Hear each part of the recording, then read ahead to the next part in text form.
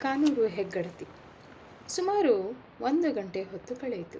ಕೆರೆಯ ನೀರಿನ ಮೇಲೆ ಪ್ರಾತಃ ಸೂರ್ಯ ತಪದಲ್ಲಿ ನೀಳವಾಗಿ ಹೊರಗಿದ್ದ ಮರದ ನೆಳಲೊಂದು ಕ್ರಮೇಣ ಸಂಕುಚಿತವಾಗುತ್ತಾ ಮರದ ಬುಡದ ಕಡೆಗೆ ಸರಿಯತೊಡಗಿತು.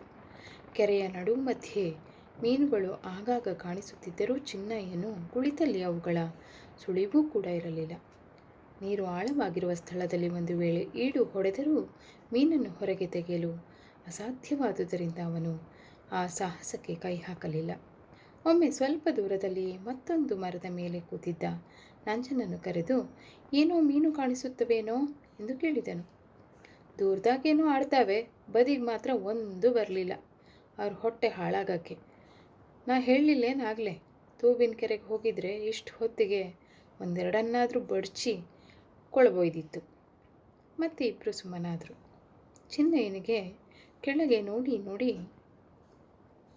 ಬೇಜಾರಾಗಿ ಮೇಲೆ ನೋಡತೊಡಗಿದನು. ಬಲೆಯ ಮಧ್ಯೆ ಗಗನಕ್ಕೆದುರಾಗಿ ಕುಳಿತಿದ್ದ ಕಾಡು ಜೇಡನ್ನು ನಿಶ್ಚಲವಾಗಿದ್ದುದು ಕಣ್ಣಿಗೆ ಬಿತ್ತು. ಪಕ್ಕದಲ್ಲಿದ್ದ ಒಂದು ಸಣ್ಣ ಚಿಗುರಲೆಯನ್ನು ಕಿತ್ತು ಮುದ್ದೆ ಮಾಡಿ ಆ ಜೇಡನ ಕಡೆಗೆ ಎಸೆದನು. ಗುರಿ ಜೇಡನಿಗೆ ಬೀಳಲಿಲ್ಲ. ಅಂತೂ ಎಲೆಯ ಮುದ್ದೆ ಸಾಲಗನ ಬಲೆಗೆ ತಗುಲಿ ಸಿಕ್ಕಿಕೊಂಡು ಜೋಲಾಡಿತು. ಆ ಹುಲಿಯ ಬಣ್ಣದ ಜೇಡನು ಬಾಣದಂತೆ ಹಾರಿ ಬಂದು ಎಲೆಯ ಮುದ್ದೆಗೆ ಎರಗಿತು. ಮತ್ತೆ ನಿರಾಶೆಯಿಂದ ಹಿಂದಕ್ಕೆ ಓಡಿ ಹೋಗಿ ಮೊದಲಿನಂತೆಯೇ ಕುಳಿತುಕೊಂಡಿತು. ಆ ಪ್ರಾಣಿಯ ಉದ್ದವಾದ ಕಾಲುಗಳನ್ನು ವಿಕಟಾಕೃತಿಯನ್ನು ಭೈರವ ವರ್ಣಗಳನ್ನು ನೋಡಿ ಚಿನ್ನಯ್ಯನಿಗೆ ಬೀಭತ್ಸದಿಂದ ಮೈನೊಡಗಿತು. ತರುವಾಯ ಬಂದೂಕನ್ನು ತೊಡೆಗಳ ಮೇಲೆ ಭದ್ರವಾಗಿ ಮಲಗಿಸಿಟ್ಟುಕೊಂಡು ಕೋಟಿನ ಒಳ ಜೇಬಿನಿಂದ ಸಿಗರೇಟು ಪೊಟ್ಟಣವನ್ನು ತೆಗೆದು ಒಂದು ಸಿಗರೇಟನ್ನು ಬಾಯಲಿಟ್ಟನು. ತುಟಿಗಳು ಅದನ್ನು ಬೀಳದಂತೆ ಮೆತ್ತಗೆ ಹಿಡಿದುಕೊಂಡವು. ಸಿಗರೇಟು ಪೊಟ್ಟಣವನ್ನು ಜೇಬಿಗೆ ಹಾಕಿ ಬೆಂಕಿ ಪೊಟ್ಟಣವನ್ನು ತೆಗೆದು ಒಂದು ಗಡ್ಡೆ ಗೀಚಿದನು. ಸುರ್ರೆಂಬ ಸತ್ತಿನೊಡನೆ ಅಗ್ನಿದೇವನು ಪ್ರತ್ಯಕ್ಷವಾಗಲು ಕಡ್ಡಿಯನ್ನು ಸಿಗರೇಟಿನ ತುದಿಗೆ ಆನಿಸಿದನು.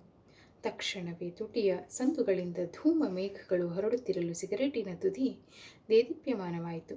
ಕಡ್ಡಿಯನ್ನು ತೆಗೆದು ಪುನಃ ಜೇಡನ ಬಲೆಗೆ ಎಸೆದನು. ಎಸೆದೊಡನೆ ಬೆಂಕಿ ಆರಿದ ಆ ಕಡ್ಡಿ ಬಲೆಗೆ ತಾಕಿದರೂ ಸಿಕ್ಕಿಕೊಳ್ಳದೆ ಕೆಳಗೆ ನೀರಿಗೆ ಬಿದ್ದಿತು. ಚಿನ್ನಯ್ಯನ ದೃಷ್ಟಿ ಕಡ್ಡಿಯನ್ನೇ ಅನುಸರಿಸುತ್ತಿತ್ತು.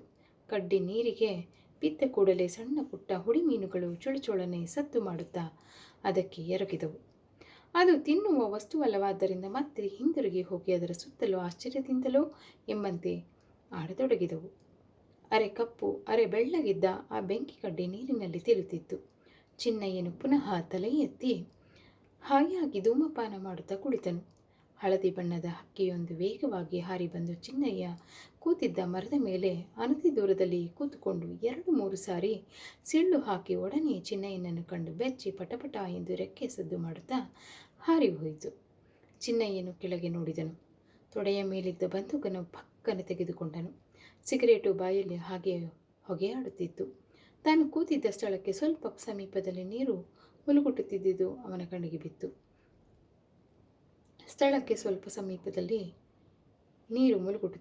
ಕಣ್ಣಿಗೆ ಬಿತ್ತು. ಅವಲು ಮೀನಿನ ಮರಿಗಳೆಂಬುದೇನೋ ಅವನಿಗೆ ತಕ್ಷಣವೇ ಗೊತ್ತಾಯಿತು. 100 ಬಹು ಸಣ್ಣ ಮರಿಗಳು ಮೇಲಕ್ಕೆ ಬರುತ್ತಲೋ ಕೆಳಕ್ಕೆ ಹೋಗುತ್ತಲೋ ಕೆರೆಯ ನೀರಿಗೆ ರೋಮಾಂಚನವನ್ನುಂಟು ಮಾಡುತ್ತಿದ್ದವು. ಮರಿಯಾಡಿಸುತ್ತಿದ್ದ ದೊಡ್ಡ ಮೀನುಗಳು ಮಾತ್ರ ಕಾಣಿಸುತ್ತಿರಲಿಲ್ಲ.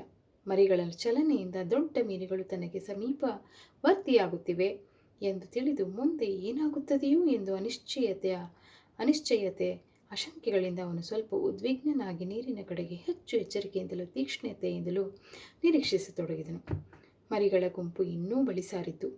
ಬೇಟೆಗಾರನು ತನ್ನ ನರನಾಡಿಗಳೆಲ್ಲ ಬಿಗಿಯುವಂತೆ ಸಮಸ್ತ ಶಕ್ತಿಯನ್ನೂ ದೃಷ್ಟಿಯೊಂದಕ್ಕೆ ನಿವೇದಿಸಿದನು. ಆಗ ಅವನಿಗೆ ಮೀನು ಮರಿಗಳಿದ್ದ ಕೆರೆಯ ಭಾಗವೇ ಸಮಸ್ತ ಜಗತ್ತೂ ಆಗಿ ಹೋಯಿತು. ಏಕಾಗ್ರತೆಯಿಂದ ಸುತ್ತಣ ಪ್ರಪಂಚದ ಪ್ರಜ್ಞೆಯೇ ಅವನಿಗಿರಲಿಲ್ಲ. ಹಾಗೆ ತನ್ಮಯನಾಗಿ ನೋಡುತ್ತಿರೇ ನೀರಿನಲ್ಲಿ ಒಂದು ಅಡಿ ಕೆಳಗೆ ಏನೋ ಕರ್ರಗೆ ಉದ್ದವಾಗಿ ಕಂಡಂತಾಯಿತು. ಚಿನ್ನಯ್ಯನ ಕೈಗಳು ಕೋವಿಯನ್ನು ದೃಢಮುಷ್ಟಿಯಿಂದ ಹಿಡಿದು ಸನ್ನಾಹಗೊಳಿಸುವಷ್ಟರಲ್ಲಿ ತಾಯಿ ಮೀನು ಮೇಲಕ್ಕೆ ಬಂದು ಅಲ್ಲಿ ಬಿದ್ದಿದ್ದ ಬಿಸಿಲಿನಲ್ಲಿ ಸ್ಪಷ್ಟವಾಗಿ ಕಾಣಿಸಿಕೊಂಡಿತು.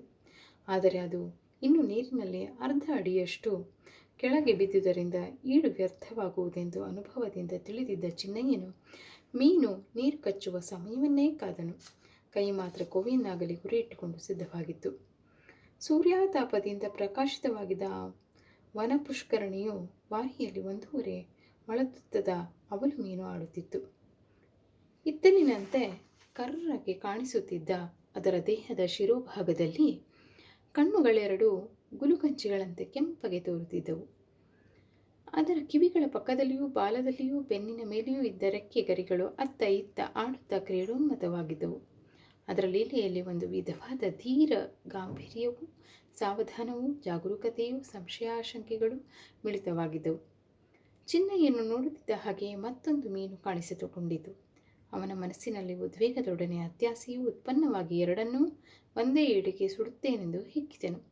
ಈ ಮತ್ಸ್ಯ ದಂಪತಿ ತಮ್ಮ ಶತಸಂತಾನದ ಸಂಸಾರದೊಡನೆ ಮರದ ಮೇಲೆ ಪ್ರಾಣಹರಣಕ್ಕೆಂದು ತವಕ ಪಡುತ್ತಾ ದೃಷ್ಟಿ ಮಾತ್ರನಾಗಿ ಕುಳಿತಿದ್ದ. ಚಿನ್ನಯ್ಯನ ರುದ್ರ ಸಾಮೀಪ್ಯವನ್ನು ತಿಲಮಾತ್ರವೂ ಅರಿಯದೆ ವಿಹಾರ ಆಸಕ್ತವಾಗಿದ್ದವು. ಇದ್ದಕ್ಕಿದ್ದ ಹಾಗೆ ಒಂದು ಮೀನು ನೀರು ಕಚ್ಚಲೆಂದು ಮೇಲಕ್ಕೆರಿತು. ಚಿನ್ನಯ್ಯನಿಗೆ ಆ ಒಂದೊಂದು ಕ್ಷಣವು ಒಂದೊಂದು ವರ್ಷವಂತಾಗಿ ಮತ್ಸ್ಯಗಮನ ಅತ್ಯತಿ ಸಾವಧಾನವಾಗಿ ಕಂಡಿತು. ಅವಲು ಮೀನಿನ ಕಣ್ಣುಗಳನ್ನು ಸುತ್ತಿದ್ದ ಕೆಂಪು ಬಣ್ಣದ ಉಂಗುರಗಳು ಸ್ಫುಟವಾಗಿ ಗೋಚರವಾದವು. ಪಕ್ಕದ ಮತ್ತು ಪುಕ್ಕದ ರೆಕ್ಕೆಗಳು ಹಿಂದಕ್ಕೂ ಮುಂದಕ್ಕೂ ಒಯ್ಯೊಯ್ಯನೆ ಆಡಿದವು. ಮೀನಿನ ತಲೆ ಮೇಲಾಗಿ ದೇಹವು ಎಳೆಯಾಗಿದ್ದರಿಂದ ಅದು ಮೊದಲಿದ್ದಕ್ಕಿಂತಲೂ ಸ್ವಲ್ಪ ಗಿಡ್ಡವಾಗಿ ತೋರಿತು. ತೆರೆದು ಮುಚ್ಚುವಂತಿದ್ದ ಅದರ ಬಾಯಿಯ ಬಿಳಿಯ ಗೆರೆ ಕಾಣಿಸಿಕೊಂಡಿತು. ಚಿನ್ನಯ್ಯನು ದೇಹದ ನರಗಳನ್ನೆಲ್ಲ ಬಿಗಿದು ಉಸಿರು ಕಟ್ಟಿ ರೆಪ್ಪೆ ಹಾಕದೆ ಕೋವಿಯ ಕುದುರೆಯನ್ನೇರಿಸಿ ಬಿಲ್ಲಿಗೆ ಕೈ ಹಾಕಿಕೊಂಡು ಗುರಿಯಿಟ್ಟು ಅನುವಾದನು. ಮೀನು ನೀರು ಕಚ್ಚಿತು. ಚಿನ್ನಯ್ಯ ಬಿಲ್ಲು ಎಳೆದನು. ನೀರು ಇಳಿನ ಆಘಾತದಿಂದ ನಾಲ್ದೆಸೆಗಳಿಗೂ ಸಿಡಿಯಿತು. ಇಳಿನ ಢಂಕಾರು ಮೌನವನ್ನು ಮರ್ದಿಸಿ ಗುಡ್ಡ ಬೆಟ್ಟಗಳಿಂದ ಅನುರಣಿತವಾಯಿತು. ಪೆಟ್ಟು ಬಿದ್ದ ಮೀನು ನೀರಿನ ಮೇಲೂ ಕೆಳಗೂ ಹಾರಿ ನೆಗೆದು ಸದ್ದು ಮಾಡಿ ನೀರು ಸೇರಿತು. ನಂಜ ಓಡಿಬಾರೋ ಬೇಗ ಬಾರೋ ಎಂದು ಚಿನ್ನಯ್ಯ ಒಂದೇ ಉಸಿರಿನಲ್ಲಿ ಕೂಗಿದನು. ನಂಜನು ಕೋವಿಯನ್ನು ಮರದ ಮೇಲೆಯೇ ಇಟ್ಟು ಆದಷ್ಟು ವೇಗದಿಂದಲೂ ಎಚ್ಚರಿಕೆಯಿಂದಲೂ ಮರವನ್ನೆಳೆದು ಧುಮುಕಿ ಧಾವಿಸಿದನು. ಓಡುವಾಗ ಕೆನೆಗಟ್ಟಿದ್ದ ಕೆಸರಿನ ಮೇಲೆ ದಟ್ಟವಾಗಿ ಪಸರಿಸಿ ಬಿದ್ದಿದ್ದ ತರಗೆಲೆಗಳ ಮೇಲೆ ರಭಸವಾಗಿ ಕಾಲಿಟ್ಟು ಜಾರಿ ಬಿದ್ದು ಕೈಮೈಯೆಲ್ಲ ಕೊಚ್ಚೆಯಾಗಿ ಸ್ವಲ್ಪ ಪೆಟ್ಟಾದರೂ ಲೆಕ್ಕಿಸದೆ ಮೀನು ಒದ್ದಾಡಿಕೊಂಡಿದ್ದ ಜಾಗಕ್ಕೆ ನುಗ್ಗಿದನು. ಮೀನು ಅಷ್ಟರಲ್ಲಿ ಮುಳುಗಿ ಕಣ್ಮರೆಯಾಗಿತ್ತು. ನಂಜನು ಮೊಳಕಾಲಿನವರೆಗೂ ನೀರಿನಲ್ಲಿ ಹಾದು ಎಲ್ಲಿ ಹೊಡೆದದ್ದು ಎಂದನು. ಸ್ವಲ್ಪ ಮುಂದೆ ಎಂದು ಮರದ ಮೇಲಿಂದ ಉತ್ತರ ಬಂದಿತು. ನಂಜನು ಸೊಂಟದವರೆಗೂ ಹಾದನು. ನಿನ್ನ ಬಲಕ್ಕೆ ಹುಡುಕು. ನಂಜನು ನೀರಿನಲ್ಲಿ ಬಾಗಿ ನೆಲದವರೆಗೂ ಕೈ ಹಾಕಿ ಹಿಂದೆ ಮುಂದೆ ಹುಡುಕಾಡಿದನು. ಕಳಕೆದ್ದು ನೀರೆಲ್ಲ ಬಗ್ಗಡವಾಯಿತು. ನಂಜನ ಸೊಂಟದ ಪಂಚೆಲ್ಲ ಒದ್ದೆಯಾಯಿತು. ತೋಳು ಭುಜದವರೆಗೂ ಮುಳುಗಿ ನೀರು ಎದೆಗೆ ಮುಟ್ಟುತ್ತಿತ್ತು. ಅವನು ಹೆಜ್ಜೆ ಎತ್ತಿ ಇಟ್ಟಂತೆಲ್ಲ ಕೆಸರುಗಾಳಿಯ ಗುಳ್ಳೆಗಳು ಮಾಲೆಗಟ್ಟಿಕೊಂಡು ಮೇಲೆ ಬರುತ್ತಿದ್ದವು. ಸ್ವಲ್ಪ ಹೊತ್ತು ತಡವಿ ಹುಡುಕಿ ಉಸ್ಸೆಂದು ಎದ್ದು ನಿಂತು, ಹಾಗಾದ್ರೆ ಎಲ್ಲಿ ಹೋಯ್ತಪ್ಪ, ಅದ್ರ ಹೊಟ್ಟೆ ಹಾಳಾಗಕ್ಕೆ ಎಂದನು. ಛೇ, ಹುಡುಕಿ ನೋಡೋ, ಸರಿಯಾಗಿ ಏಟು ಬಿದ್ದಿದೆ, ಅಲ್ಲೇ ಎಲ್ಲೋ ಸದ್ದು ಬಿದ್ದಿರಬೇಕು. ಇನ್ನೊಂದು ಸ್ವಲ್ಪ ಮುಂದೆ ಹೋಗಿ ಹುಡುಕು. ಎಂತ ಮುಂದೋಗೋದಪ್ಪ, ಗುಂಡಿನೋ ಏನೋ ಹಾಳಾದ್ದು ಅಲ್ಲ, ಅದ್ರ ಹೊಟ್ಟೆ ಹಾಳಾಗಕ್ಕೆ. ಆ ರೀತಿ ಹೊಂದ್ಕೊಂಡಿದ್ದು ಎತ್ತ ಮಕ್ಕ ಹೋಯ್ತಪ್ಪ. ಎತ್ತ ಮಖನೂ ಹೋಗಲಿಲ್ಲ, ಅಲ್ಲೇ ಬಿದ್ದಿರಬೇಕು, ಸರಿಯಾಗಿ ಹುಡುಕು ನೋಡು ಎಂದು ಚಿನ್ನಯ್ಯನು ರೇಗಿ ಕಟುವಾಗಿ ನುಡಿದನು. ನಂಜನು ದಡಕ್ಕೆ ಬಂದು ಪಂಚಗಿಂಚೆಯನ್ನೆಲ್ಲ ಬಿಚ್ಚಿಟ್ಟು ಕೌಪಿನಧಾರಿಯಾಗಿ ಮತ್ತೆ ಕೆರೆಗಿಳಿದನು. ನೀರು ಸೊಂಟದ ಮೇಲಕ್ಕೆ ಬಂದಿತ್ತು. ಇನ್ನೊಂದು ಹೆಜ್ಜೆ ಮುಂದೆ ಎಂದು ಮರದಿಂದ ಅಪ್ಪಣೆಯಾಯಿತು. ನಂಜನು ಮುಂದುವರಿದನು. ನೀರು ಎದೆಗೆ ಬಂದಿತ್ತು. ಸಾಕು, ಈಗ ಹುಡುಕು. ನಂಜನು ನಿಂತ ಹಾಗೆ ಕಾಲಿನಿಂದಲೇ ತಡವಿ ಹುಡುಕತೊಡಗಿದನು. ನೀರಿನ ಶೈತ್ಯದಿಂದ ಅವನ ಮೈ ರಮ್ಮೆಂದಿತು. 5 ನಿಮಿಷವಾಯಿತು. ಚಿನ್ನಯ್ಯನಿಗೆ ಆಗಲೇ ಆಶಾಭಂಗವಾಗತೊಡಗಿ, ಏನೋ ಸಿಕ್ಲಿಲ್ವೇನೋ ಎಂದು ಕೇಳಿದನು. ಅದ್ರ ಹೊಟ್ಟೆ ಹಾಳಾಗಕ್ಕೆ ಎಲ್ಲಿ ಹೋಯ್ತಪ್ಪ ಎನ್ನುತ್ತ ನಂಜನು ಹೆಜ್ಜೆಯನ್ನೇ ಎತ್ತಿ ಇಟ್ಟು ಹುಡುಕಿದನು. ನಾನೇ ಬರಲೇನೋ, ತಡೀರಿ, ಇಲ್ಲೇನೋ ಸಿಕ್ತಂಗಾಗದೆ. ಓ, ಇಲ್ಲಿ ಬಿದ್ದವಳೆಲ್ಲ ಹುಡಿ ಎನ್ನುತ್ತ ನಂಜನು ನೀರಿನಲ್ಲಿ ಮುಳುಗಿ ಕಣ್ಮರೆಯಾದನು. ಚಿನ್ನಯ್ಯನು ಸಂತೋಷದಿಂದ ಕಣ್ಣರಳಿಸಿ ನಂಜನು ಮೇಲೇಳುವುದನ್ನೇ ನೋಡುತ್ತಿದ್ದನು. ಕೆರೆಯ ನೀರು ಅಲ್ಲೋಲ ಕಲ್ಲೋಲವಾಗುವಂತೆ ನಂಜನು ತೊಪ್ಪನೆ ತೊಯ್ದು ಎದ್ದು ನಿಂತನು. ಕೈಯಲ್ಲಿ ಮೀನು, ಅದರ ಹೊಟ್ಟೆ ಬೆಳ್ಳಗೆ ಕಾಣಿಸಿತು. ತಲೆ ಹೊಟ್ಟೆ ಹಾರಿ ಹೋಗ್ಯಾದೆ ಎನ್ನುತ್ತಾ ಅಲ್ಲಿಂದಲೇ ಅದನ್ನು ದಡಕ್ಕೆ ಎಸೆದು ನಂಜನು ಮೇಲಕ್ಕೆ ಬಂದನು. ಇನ್ನೊಂದು ಸ್ವಲ್ಪ ಹೊತ್ತು ನೋಡೋಣೇನೋ ಇದೊಂದು ಎಲ್ಲಿ ಸಾಕಾಗ್ತದೆ. ಅದು ಅಲ್ಲದೆ ಕಾನೂರಿನ ಗಾಡಿ ಇನ್ನೂ ಬರಲಿಲ್ಲ ಎಂದನು ಚಿನ್ನಯ್ಯ. ನಂಜನು ಹೂಂಕಾರದಿಂದ ಸಮ್ಮತಿಸಿ ಮೀನನ್ನು ಒಂದು ಕೈಯಲ್ಲಿಯೂ ಪಂಚೆಯಲ್ಲಿ ಮತ್ತೊಂದು ಕೈಯಲ್ಲಿಯೂ ಹಿಡಿದುಕೊಂಡು ತನ್ನ ಗೊತ್ತಿಗೆ ಹೋದನು. ಆಗಲೇ ಹೊತ್ತು ನೆತ್ತಿಗೇರಿತು. ಅದರ ಆಶೆಗೆ ಮಿತಿಯಲ್ಲಿ ಇಬ್ಬರು ಮತ್ತೆ ಕಾಯುತ್ತಾ ಕುಳಿತರು. ದೂರದಲ್ಲಿ ಗಂಟೆಯ ಸದ್ದಿನೊಡನೆ ಗಾಡಿಯ ಸದ್ದು ಕೇಳಿಸಿತು. ಚಿನ್ನಯ್ಯನು ರಸ್ತೆಯ ಕಡೆಗೆ ನೋಡುತ್ತಿದ್ದನು. ಮುಕ್ಕಾಲು ಪಾಲು ಕಾನೂರಿನ ಗಾಡಿಯೇ ಇರಬೇಕೆಂದು ಊಹಿಸಿದನು. ಅಷ್ಟರಲ್ಲಿ ರಸ್ತೆಯ ತಿರುವಿನಲ್ಲಿ ವೇಗವಾಗಿ ಬರುತ್ತಿದ್ದ ಗಾಡಿ ಕಾಣಿಸಿತು. ಅದು ಕೆರೆಯ ಏರಿಯ ಮಧ್ಯಕ್ಕೆ ಬಂದಾಗ ಕೂಗಿ ನಿಲ್ಲಿಸಬೇಕೆಂದು ಆಲೋಚಿಸಿ ಸುಮ್ಮನೆ ಕುಳಿತನು. ತನ್ನ ಮಿತ್ರರಿಗೆ ತನ್ನಿಂದ ಒದಗುವ ವಿಸ್ಮಯನ್ನು ಕಲ್ಪಿಸಿಕೊಂಡು ಹೆಕ್ಕಿದನು. ಅವನು ನೋಡುತ್ತಿದ್ದ ಹಾಗೆ ಎತ್ತುಗಳು ಚರಂಡಿಯ ಕಡೆಗೆ ಧಾವಿಸಿದವು. ಕೂಗು ಕೇಳಿಸಿತು. ಗಾಡಿ ಉರುಳಿತು. ಇಬ್ಬರು ಆದಷ್ಟು ಶೀಘ್ರವಾಗಿ ಮರಗಳಿಂದ ಕೆಳಗೆ ಧುಮುಕಿ ಇಡುಕುರುಗಳಲ್ಲಿ ನುಗ್ಗಿ 5 ನಿಮಿಷದಲ್ಲಿ ಗಾಡಿ ಬಿದ್ದಲ್ಲಿಗೆ ಓಡಿದರು. 6 ಜನರು ಸೇರಿ ಶ್ರಮದಿಂದ ಗಾಡಿಯನ್ನು ರಸ್ತೆಗೆ ಎಳೆದು ನೆಲದ ಮೇಲೆ ಮಲಗಿದ್ದ ಹೂವಯ್ಯನನ್ನು ಗಾಡಿಯಲ್ಲಿ ಮಲಗಿಸಿದರು. ರಾಮಯ್ಯನು ಕ್ರಾಪು ಬಾಚಲೆಂದು ಟ್ರಂಕಿನಲ್ಲಿಟ್ಟಿದ್ದ ತೈಲದಿಂದ ಹೂವಯ್ಯನು ಬೆನ್ನನ್ನು ತಿಕ್ಕಿದನು. ಹೂವಯ್ಯನಿಗಾಗಿದ್ದ ಪೆಟ್ಟು ಅವರು ಊಹಿಸಿದಕ್ಕಿಂತಲೂ ಬಲವಾದುದಾಗಿತ್ತು. ಅವನು ಯಾತನೆಯಿಂದ ನರಳತೊಡಗಿದ್ದನು. ನಿಂಕನು ಬಾರುಕೋಲಿನ ದಿಂಡಿನಿಂದ ಎತ್ತುಗಳ ಮೇಲೆ ತನಗಾಗಿದ್ದ ಸಿಟ್ಟನ್ನೆಲ್ಲ ತೀರಿಸಿಕೊಳ್ಳುತ್ತಾ ಗಾಡಿ ಕಟ್ಟಿದನು. ಚಿನ್ನಯ್ಯನು ತನ್ನ ಬಂದೂಕನ್ನು ಪುಟ್ಟಣ್ಣನ ಕೈಯಲ್ಲಿ ಕೊಟ್ಟು ಅವನ ಜಾಗಕ್ಕೆ ತಾನೇ ಕೂತನು. ನಂಜ, ಪುಟ್ಟಣ್ಣ ಇಬ್ಬರು ಗಾಡಿಯ ಹಿಂದೆ ಕಾಲು ನಡಿಗೆಯಲ್ಲಿ ಹೊರಟರು. ಗಡಿಬಿಡಿಯಲ್ಲಿ ಆ ದಿನ ಚಿನ್ನಯ್ಯನು ತನ್ನ ಮಿತ್ರ ಬಂಧುಗಳಿಗಾಗಿ ಹೊಡೆದಿದ್ದ ಮೀನು ತನ್ನ ಪುತ್ರ ಮಿತ್ರ ಬಂಧುಗಳಿಂದ ಚಿರವಿಯೋಗ ಹೊಂದಿ ಕೆರೆಯಾಚೆಯ ದಡದಲ್ಲಿ ಕ್ರಿಮಿಕೀಟಗಳಿಗೆ ಆಹಾರವಾಗಿ ಉಳಿದು ಹೋಯಿತು. ಸ್ವಲ್ಪ ದೂರ ಹೋದ ಮೇಲೆ ನಂಜನಿಗೆ ಅದರ ನೆನಪಾಯಿತು. ಆದರೆ ಹೂವಯ್ಯನು ನರಳುವಿಕೆಯನ್ನು ಆಲಿಸಿಯೂ ಉಳಿದವರ ದುಃಖಾಕ್ರಾಂತವಾದ ಮೌನವನ್ನು ನೋಡಿಯೂ ಮರಳಿ ಹಿಂದಕ್ಕೆ ಹೋಗಿ ಅದನ್ನು ತರುವುದು ತನಗೆ ಹೀನವೆಂದು ಭಾವಿಸಿ ಸುಮ್ಮನಾದನು. ಈಗ ಸೀತೆ. ಮತ್ತೊಂದು ಅಧ್ಯಾಯ. ಸೀತೆ. ಬೆಳಗ್ಗೆ ಚಿನ್ನಯ್ಯನು ಕುಂಬಾರ ನಂಜನಿಗೆ ಮೀನು ಬೇಟೆಗೆ ಬರಲು ಹೇಳಿ ಬಂದು ಮನೆಯ ಹೆಬ್ಬಾಗಿಲನ್ನು ಪ್ರವೇಶಿಸುತ್ತಿದ್ದಾಗ ಯಾರೋ ತನ್ನ ಹೆಸರನ್ನು ಕೂಗಿ ಕರೆದಂತಾಗಿ ತಿರುಗಿ ನೋಡಿದನು. ಅವನ ತಾಯಿ ಗೌರಮ್ಮನವರು ದನದ ಕೊಟ್ಟಿಗೆಯಿಂದ ಹಾಲು ತುಂಬಿದ್ದ ಹಿತ್ತಾಳೆಯ ತಂಬಿಗೆಯೊಂದನ್ನು ಕೈಯಲ್ಲಿ ಹಿಡಿದುಕೊಂಡು ಬರುತ್ತಿದ್ದರು. ಅವರ ಅಂಗಾಲು ಮೇಗಾಲು ಬೆರಳ ಸಂದುಗಳಲ್ಲಿ ಹಸಿಯಾದ ಹಸಿರು ಮಿಶ್ರವಾದ ಕರಿಬಣ್ಣದ ಸೆಗಣಿ ಮೆತ್ತಿಕೊಂಡಿತ್ತು. ಸೀರೆಯನ್ನು ಸ್ವಲ್ಪ ಮೇಲೆತ್ತಿ ಕಟ್ಟಿಕೊಂಡಿದ್ದರಿಂದ ದಂತದ ಬಣ್ಣದ ಕಾಲುಗಳ ಕೆಳಭಾಗ ಸಗಣಿಯ ಬಣ್ಣಕ್ಕೆ ತಾರತಮ್ಯವಾಗಿತ್ತು. ಹೆಜ್ಜೆ ಇಟ್ಟಂತೆಲ್ಲ ಅವರ ಕೈಗಳ ಕಡಗ ಮತ್ತು ಬಳೆಗಳಿಗೆ ಹೊರಹೊಮ್ಮುತ್ತಿದ್ದ ಝಣತ್ಕಾರವು ಚಿನ್ನಯ್ಯನ ಮನಸ್ಸಿಗೆ ತಾಯಿಯ ಪ್ರೀತಿಯ ಮಹಿಮೆಯನ್ನು ಸಾರುವ ಡಿಂಡಿಮದಂತಿತ್ತು.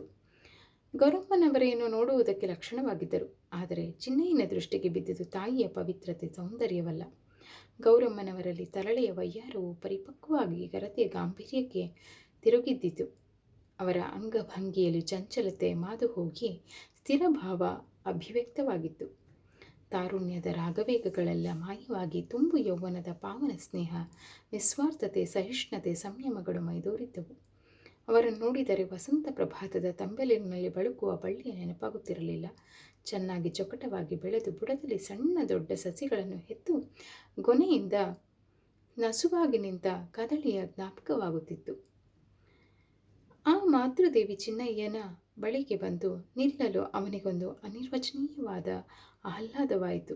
ತಾನು ಮತ್ತೆ ಶಿಶುವಾಗಿ ಆ ಮಾತೆಯ ತೊಡೆಯ ಮೇಲೆ ಕುಳಿತು ಆಕೆಯ ದಿವ್ಯ ವಕ್ಷದ ಮೇಲೆ ನಲಿದಾಡಿ ತಲೆಯ ಕೂದಲಿನಲ್ಲಿಯೂ ಮುಖದ ಮೇಲೂ ಕೈಯಾಡಿ ಆಕೆ ಕೊಡುವ ಮುತ್ತುಗಳಿಂದ ತಣಿಯಬೇಕು ಎನ್ನಿಸಿತು.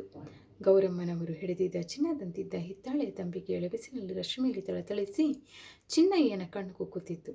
ಅವರು ಮುಂಗೈ ಮೇಲೆ ಕುಚ್ಚಿಸಿಕೊಂಡಿದ್ದ ಲತಾಕಾರದ ಹಚ್ಚೆಯ ನಸು ಹಸಿರು ಬಣ್ಣವು ಅವರ ಗೌರವರ್ಣಕ್ಕೊಂದು ಆಭರಣವಾಗಿ ತೋರುತ್ತಿತ್ತು.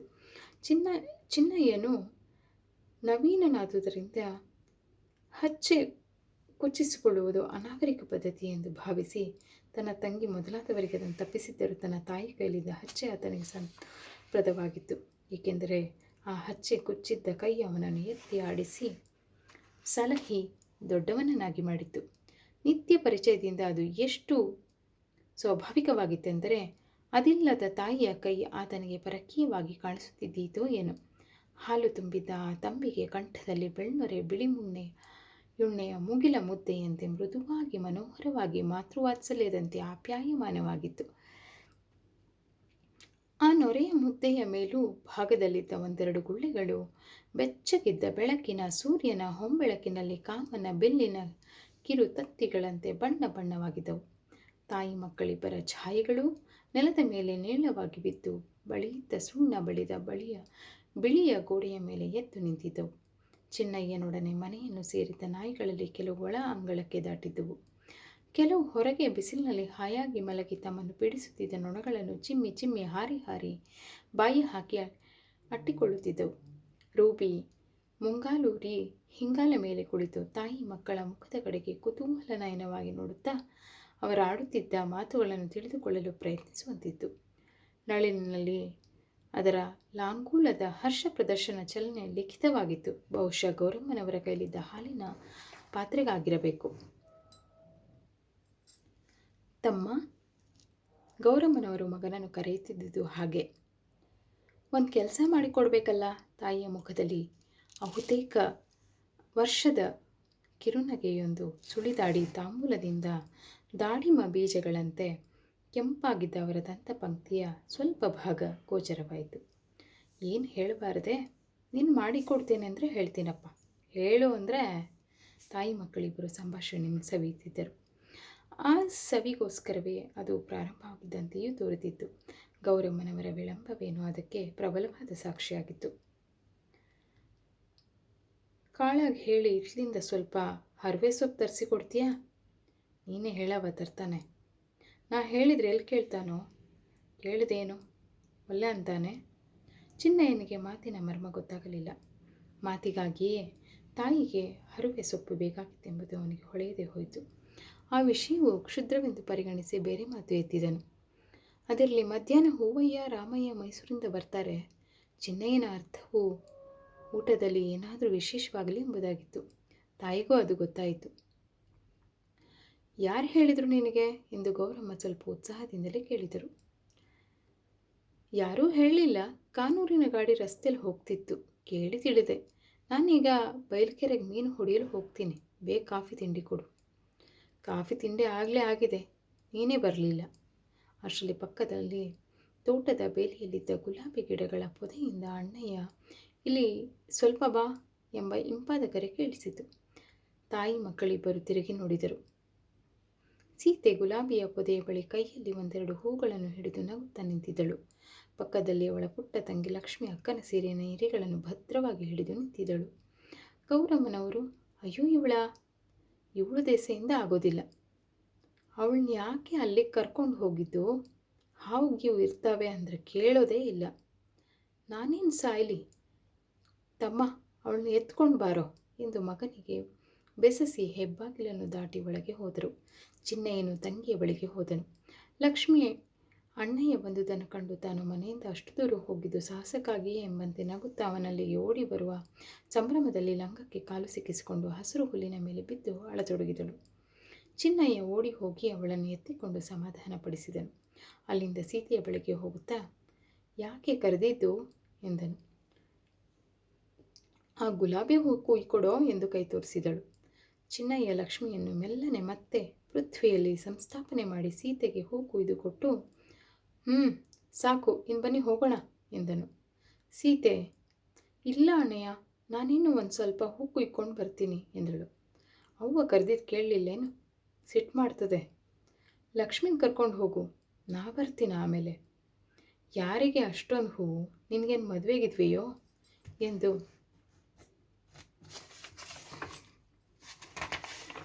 ಚಿನ್ನಯ್ಯನು ನಕ್ಕನು. ಸೀತೆ ಮುನಿಸಿನಿಂದ ಕೆನ್ನೆ ಊದಿಸಿಕೊಂಡು ತುಟಿ ಚಾಚಿಕೊಂಡು, ನನಗಲ್ಲ, ನನ್ನ ಅತ್ತಿಗೆಗೆ ಎಂದಳು. ಚಿನ್ನಯ್ಯನು ಅವಳ ಕೈಯನ್ನು ಹಿಡಿದು ಬಹು ಮೃದುವಾಗಿ ಹೂವನ್ನು ಗುದ್ದುವಂತೆ ಗುದ್ದಿದನು. ಸೀತೆ, ಮತ್ತ್ಯಾಕೆ ನೀನು ಹಂಗೆ ಹೇಳಿದ್ದು ಎಂದು ಕೊಂಕುನಗೆ ನಕ್ಕಳು. ಯಾಕೆ ಹೇಳಿದ್ದೆ? ಇವತ್ತು ಯಾರು ಬರ್ತಾರೆ ಗೊತ್ತೇನು? ಸೀತೆ ಗೌರಮ್ಮ ಚಿನ್ನಯ್ಯರು ಆಡುತ್ತಿದ್ದ ಮಾತುಗಳಿಂದ ಎಲ್ಲವನ್ನೂ ತಿಳಿದಿದ್ದಳು. ಆದರೂ ಏನೂ ತಿಳಿಯದವಳಂತೆ ಯಾರು ಬರ್ತಾರೆ ಎಂದಳು. ಅವಳ ಮುಖದ ಭಂಗಿಯೇ ಬದಲಾಯಿಸಿತ್ತು. ಯಾರು? ನಿನ್ನ ಭಾವಂದಿರು ಮೈಸೂರಿಂದ. ಯಾರು? ರಾಮಯ್ಯ ಭಾವನೇ? ಇದೇನು ಗೊತ್ತಿಲ್ಲದೆ ಇದ್ದವ್ರು ಹಾಗಾಡ್ತೀಯಲ್ಲ. ರಾಮಯ್ಯ ಭಾವ ಒಬ್ಬರೇ ಏನು ಮೈಸೂರಿಗೆ ಹೋಗಿದ್ದವರು? ಸೀತೆ ತಲೆಬಾಗಿ ಸುಮ್ಮನಾದಳು. ಏನಪ್ಪ, ಮದುವೆ ಆಗಬೇಕಾದ್ರೇನೆ ಹೆಸರು ಹೇಳೋಕೆ ಇಷ್ಟೊಂದು ನಾಚಿಗೆನೆ? ಸೀತೆ, ಅಣ್ಣಯ್ಯ ನೀನು ಸುಮ್ಮನಿರೋ ಎಂದು ಮುನಿದಳು. ಅಲ್ಲ ಮತ್ತೆ, ಮದುವೆ ಆಗೋಕ್ಕೆ ಮುಂಚೆನೇ ಹೆಸರು ಹೇಳೋಕ್ಕೆ ನಾಚ್ತೀಯಲ್ಲ. ಸೀತೆಗೆ ಮಾನಭಂಗವಾದಂತಾಗಿ ಅದನ್ನು ಧೈರ್ಯ ಪ್ರದರ್ಶನದಿಂದ ಪರಿಹರಿಸಿಕೊಳ್ಳಬೇಕೆಂದು ನಿರ್ಣಯಿಸಿ ಕತ್ತೆತ್ತಿ ಅಣ್ಣನ ಕಡೆಗೆ ನೋಡಿ, ಯಾರೋ ಹೂವಯ್ಯು ಬಾವನು ಬರ್ತಾರೆ ಅಷ್ಟೇನೆ ಎಂದಳು. ಅವಳ ಕೆನ್ನೆಗೆ ರಕ್ತವೇರಿ ಮುಖ ಕೆಂಪವಾಯಿತು. ಚಿನ್ನಯ್ಯ, ಅಯ್ಯೋ ಗಂಡು ಬೀರಿ, ಗಂಡನಾಗುವವನ ಮೇಲೆ ಗೌರವವೇ ಇಲ್ವಲ್ಲೇ, ಅವ್ರು ಬರಲಿ ಹೇಳ್ತೀನಿ ಎಂದು ನಕ್ಕನು. ಲಕ್ಷ್ಮಿ ಹುಲ್ಲಿನಲ್ಲಿ ತನ್ನ ಪುಟ್ಟ ಕೈಗಳಿಂದ ಏನನ್ನೂ ಹುಡುಕುತ್ತಿದ್ದಳು. ಸೀತೆಗೆ ಕತ್ತರಿಯ ನಡುವೆ ಸಿಕ್ಕಂತಾಯಿತು. ಕಣ್ಣುಗಳಿಂದ ನೀರು ಹೊಮ್ಮಿ ಕೆನ್ನೆಗಳ ಮೇಲೆ ಹರಿದವು. ಚಿನ್ನಯ್ಯನು ತೃಪ್ತನಾದಂತಾಗಿ, ಲಕ್ಷ್ಮಿ ಬಾರೆ ಮನೆಗೆ ಹೋಗೋಣ ಎಂದು ಹೇಳುತ್ತಾ ಅವಳನ್ನು ಎತ್ತಿಕೊಳ್ಳಲು ಹೋದನು. ಲಕ್ಷ್ಮಿ ನಾನಲ್ಲಿ ಎಂದು ಅಳುತ್ತೊಡಗಿದಳು. ಆದರೂ ಚಿನ್ನಯ್ಯ ಬಲಾತ್ಕಾರದಿಂದ ಅವಳನ್ನು ಎತ್ತಿಕೊಂಡು ಮನೆಗೆ ಹೋದನು. ಸೀತೆ ತಲೆಬಾಗಿ ಕಮ್ಮನಿಗರೆಯುತ್ತಲೇ ನಿಂತಿದ್ದಳು. ಸೀತೆಯ ಕಂಬನಿಗಳಿಗೆ ನಿಜವಾದ ಕಾರಣ ದುಃಖವಾಗಿರಲಿಲ್ಲ. ಯಾರಾದರೂ ಆ ಕಂಬನಿಗಳನ್ನು ಪ್ರಶ್ನಿಸಿದ್ದರೆ ಅವು ಹೇಳುವ ಕಥೆ ಬೇರೆಯದೇ ಆಗಿರ್ತಿತ್ತು. ಪ್ರಾಯಶಃ ಒಂದು ಕಂಬನಿ ನಾನು ನಾಚಿಕೆಯಿಂದ ಬಂದೆ ಎನ್ನುತ್ತಿತ್ತು, ಇನ್ನೊಂದು ನಾನು ಅಭಿಮಾನ ಭಂಗವಾದುದರಿಂದ ಬಂದೆ ಎನ್ನುತ್ತಿತ್ತು, ಮತ್ತೊಂದು ನಾನು ಬಿಂಕದ ಪರಿಣಾಮ ಎನ್ನುತ್ತಿತ್ತು, ಮಗುದೊಂದು ನಾನು ಹುಷಾರು ಎನ್ನುತ್ತಿತ್ತು, ನಾನು ಹರ್ಷಾಶ್ರು ಎನ್ನುತ್ತಿತ್ತು. ಅಂತೂ ಚಿನ್ನಯ್ಯನು ಹೋದ ತುಸು ಹೊತ್ತಿನಲ್ಲೇ ನಾಚಿಕೆ, ಅಭಿಮಾನ, ಬಿಂಕಗಳೆಲ್ಲವೂ ವೈಶಾಖ ಮಧ್ಯಾಹ್ನದ ಕಡುನೀಲಿ ಬಾನಿನಲ್ಲಿ ತುಂಡು ಮೋಡವು ಮೆಲ್ಲಗೆ ಕರಗಿ ಲೀನವಾಗುವಂತೆ ಮಾಯವಾಗಿ ಹರ್ಷನೀಲವೊಂದೇ ಸರ್ವವ್ಯಾಪಿಯಾಗಿ ಸ್ಥಿರವಾಯಿತು. ಪೃಥ್ವಿ ಸುಂದರಿಯ ದಿಗಾಂತದ ಆಧಾರದಲ್ಲಿ ಉಷಾಕಾಲದ ಮಂದಹಾಸವು ಮೈದೋರುವಂತೆ ಸೀತೆಯ ಗುಲಾಬಿ ಚಂದುಟಿಗಳಲ್ಲಿ ಕಿರುನಗೆ ಮೂಡಿ ಕೆನ್ನೆಗಳ ಮೇಲೆ ತೆರೆತೆರೆಯಾಗಿ ಪ್ರವಹಿಸಿ ಮುಖ ಮಂಡಲವನ್ನು ಪ್ರಸನ್ನವಾಗಿ ಮಾಡಿತು. ಮುಖ ಪ್ರಸನ್ನತೆಗೆ ಮನಪ್ರಸನ್ನತೆ ಕಾರಣವಾಯಿತು. ಆಕೆಯ ಮನದಲ್ಲಿ ಹೂವಯ್ಯನ ಸುಂದರ ಮೂರ್ತಿ ಆವಿರ್ಭವಿಸಿತು. ಅವನ ವಿಚಾರವಾಗಿ ಅನೇಕ ಭಾವಗಳು, ದೃಶ್ಯ ಸಂಕುಲಗಳು, ಅನುಭವಗಳು ಚಿತ್ತಭಿತ್ತಿಯಲ್ಲಿ ಚಿತ್ರಿತವಾಗಿ ಬಾಹ್ಯ ಪ್ರಜ್ಞಾಶೂನ್ಯಳಾಗಿ ಆಕೆ ನೆನಪಿನ ನಂದನವನದಲ್ಲಿ ಅಪ್ಸರೆಯಾಗಿ ಸಂಚರಿಸತೊಡಗಿದಳು. ಸೀತೆಗೆ ಹೂವಯ್ಯನು ಚಿಕ್ಕಂದಿನಿಂದಲೂ ಚಿರಪರಿಚಿತ ಸ್ನೇಹಮೂರ್ತಿ. ಗೌರಮ್ಮನವರ ಕಡೆಯ ಪಕ್ಷ ವರ್ಷಕ್ಕೆ ಒಂದು ಸಾರಿಯಾದರೂ ಕಾನೂರಿಗೆ ನಂಟರಾಗಿ ಹೋಗಿ 1-2 ವಾರಗಳಿಗಿಂತಲೂ ಹೆಚ್ಚಾಗಿ ಅಲ್ಲಿದ್ದು ಬರುತ್ತಿದ್ದುದು ವಾಡಿಕೆಯಾಗಿತ್ತು. ಹೂವಯ್ಯನು ಸೀತೆಗಿಂತಲೂ 5-6 ವರ್ಷ ಹೆಚ್ಚು ವಯಸ್ಸಿನವನಾಗಿದ್ದರೂ ಸೀತೆಗೆ ತನ್ನ ಓರಿಗೆಯವರಿಗಿಂತಲೂ ಅವನಲ್ಲಿಯೇ ಹೆಚ್ಚು ಮೈತ್ರಿ, ಪ್ರೀತಿ, ಸಲುಗೆ. ತಾನು ಊಟಕ್ಕೆ ಕೂರುವುದು ಹೂವಯ್ಯನ ಪಕ್ಕದಲ್ಲಿ, ಆಟವಾಡುವುದು ಹೂವಯ್ಯನ ಜೊತೆಯಲ್ಲಿ, ಓದುವಾಗ ಹೂವಯ್ಯನೇ ಪಾಠ ಹೇಳಿಕೊಡಬೇಕು. ಹೂವಯ್ಯ ಭಾವ ಎಂದರೆ ಸೀತೆಗೆ ಪಂಚಪ್ರಾಣ. ಒಂದ್ಸಾರಿ ಮಕ್ಕಳೆಲ್ಲರೂ ಸೇರಿ ಸಂಸಾರದ ಆಟ ಆಡುತ್ತಿದ್ದಾಗ ಹೂವಯ್ಯನಿಗೆ ಸೀತೆಯನ್ನು ಕೊಟ್ಟು ವಿವಾಹವಾಗಬೇಕೆಂದು ನಿಶ್ಚಯವಾಯಿತು. ಧಾರೆ ಏರುವ ಅನುಕರಣವೂ ನಡೆದು ಹೋಗಿ ಹೂವಯ್ಯ ಸೀತೆಗೆ ತಾಳಿ ಕಟ್ಟಿದ್ದನು. ದಂಪತಿಗಳಿಗೆ ಒಂದು ಬಟ್ಟೆಗೊಂಬೆಯ ಕೂಸು ಹುಟ್ಟಿತು. ಅಲ್ಲಿಂದ ಗಂಡ ಹೆಂಡಿರ ತೀರ್ಥಹಳ್ಳಿಯ ಎಳ್ಳ ಮಾಸೆಗೆ ಹೋದುದನ್ನು ಅಭಿನಯಿಸಿದರು. ಮೇಳಿಗೆ ತೇರಿಗೆ ಹೋಗಿ ಮಿಠಾಯಿ, ಮಂಡಕ್ಕಿ, ಕಡಲೆ, ಖರ್ಜೂರ, ಬತ್ತಾಸು, ಪೀಪಿ ಮೊದಲಾದ ಪದಾರ್ಥಗಳನ್ನು ವಿಕ್ರಯ ಮಾಡಿದ್ದನ್ನು ನಟಿಸಿದರು. ಒಂದು ಸಾರಿ ಗಂಡ ಹೆಂಡಿರ ಕಲಹವನ್ನು ಅಭಿನಯಿಸಿ ಹೂವಯ್ಯನು ಸೀತೆಯನ್ನು ಹೊಡೆಯುವಂತೆ ಮಾಡಿದನು. ಆಗ ಆಟದ ಭೂಮಿಕೆಯಲ್ಲಿ ಸೀತೆಯ ಅಣ್ಣನಾಗಿದ್ದ ರಾಮಯ್ಯನು ಅವಳನ್ನು ಬಿಡಿಸಿದನು. ಆ ದಿನವೆಲ್ಲ ಸೀತೆ ಹೂವಯ್ಯರು ನಿಜವಾಗಿ ಮದುವೆ ಆದವರಿಗಿಂತಲೂ ಹೆಚ್ಚಾಗಿ ಮೆರೆದು ನಲಿದರು. ಒಬ್ಬರನ್ನೊಬ್ಬರು ಅಗಲಲೇ ಇಲ್ಲ.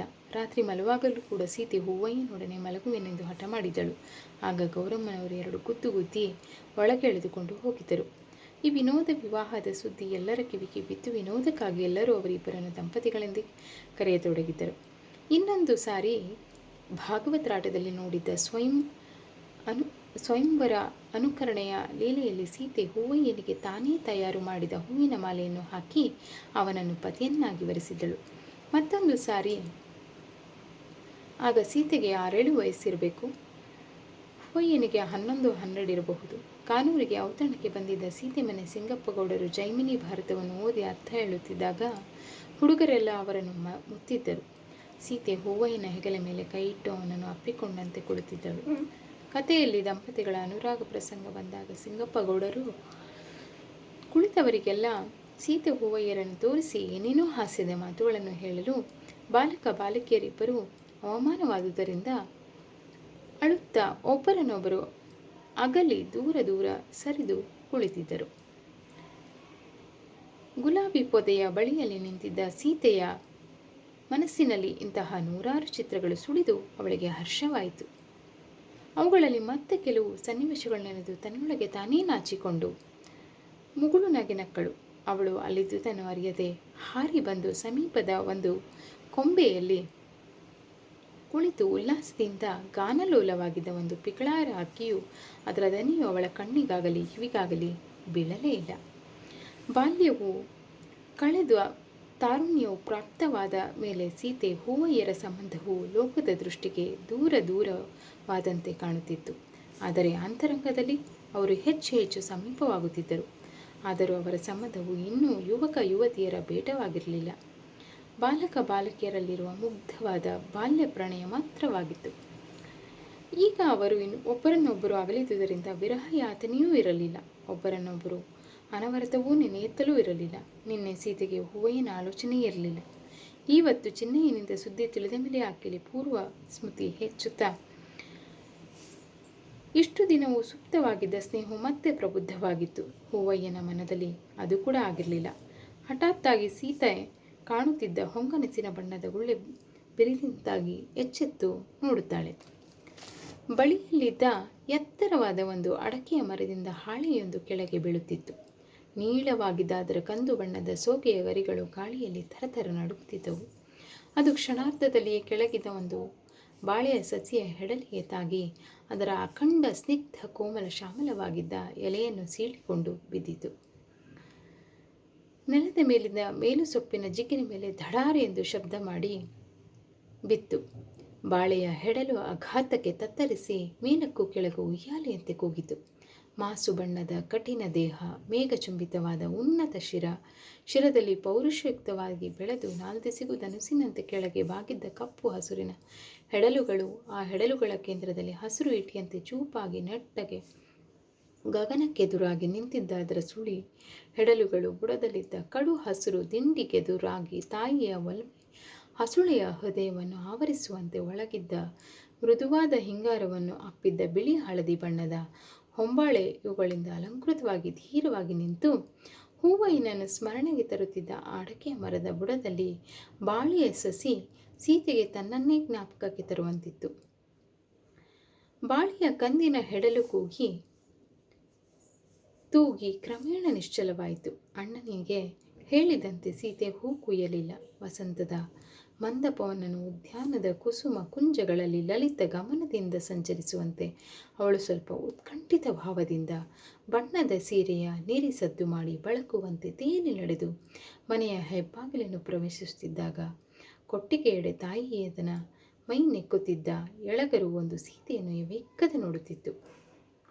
ಸೀತೆ ಕಾಲು ತೊಳೆದುಕೊಂಡು ಹೂಗಳನ್ನು ತನ್ನ ಕೊಠಡಿಯಲ್ಲಿ ಇಟ್ಟು ಅಡುಗೆ ಮನೆಗೆ ಹೋದಾಗ ಗೌರಮ್ಮನವರು ಹೋಳಿಗೆ ಮಾಡುವ ಸನ್ನಾಹದಲ್ಲಿದ್ದರು. ಚಿನ್ನಯ್ಯನು ತಿಂಡಿ ಪೂರೈಸಿ ಕಾಫಿ ಕುಡಿಯುತ್ತಿದ್ದವನು, ಹೂ ಕುಯ್ದಾಯ್ತೆ ಎಂದು ತಂಗಿಯ ಕಡೆಗೆ ವ್ಯಂಗ್ಯವಾಗಿ ನೋಡಿ ನಕ್ಕನು. ಸೀತೆ ಹುಪ್ಪು ಗಂಟು ಹಾಕಿ ಮಾತಾಡದೆ ತಾಯಿಗೆ ಕೆಲಸದಲ್ಲಿ ನೆರವಾದಳು. ನಂತರದ ಅಧ್ಯಾಯವನ್ನು ಮುಂದಿನ ಭಾಗದಲ್ಲಿ ಕೇಳಬಹುದು. ಧನ್ಯವಾದಗಳು.